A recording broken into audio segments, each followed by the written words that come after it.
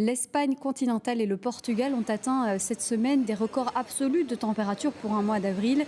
38,8 degrés à Cordoue jeudi. Les Espagnols tentent de se rafraîchir comme ils le peuvent. Vous le voyez, c'est un front chaud venu d'Afrique qui provoque cette vague de chaleur exceptionnellement précoce.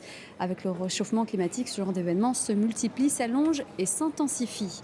Et à côté de la chaleur, l'Espagne fait face à une sécheresse historique. La situation est critique à Barcelone et le retour en masse des touristes n'arrange pas la situation. Ils consomment beaucoup plus d'eau que les habitants et certains hôtels essaient de s'adapter pour faire quelques économies d'eau. Reportage de nos correspondants sur place, Henri Delaguérie et Maud Watine. C'est la plus grave sécheresse de l'histoire récente de Barcelone. Depuis 2 ans et demi, il ne pleut pas suffisamment. La Catalogne a décrété l'état d'exception. En ville, les jardins ne sont plus arrosés. On a coupé l'eau sur la voie publique. Mais le retour en masse des vacanciers inquiète car ils aggravent la situation. L'impact du tourisme est à nouveau au cœur des débats. On est très inquiet par cette sécheresse, surtout que les réserves d'eau sont en baisse. Sur la Costa Brava ou ici à Barcelone, le tourisme consomme beaucoup d'eau. Un touriste luxe en consomme 5 fois plus qu'un habitant de Barcelone. C'est très préoccupant, surtout quand on n'a pas assez d'eau pour les gens d'ici.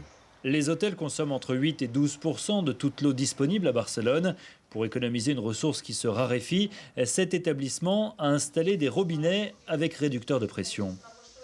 On est passé de 10 à 5 litres d'eau par minute grâce au système de robinet avec réducteur de pression qu'on a installé.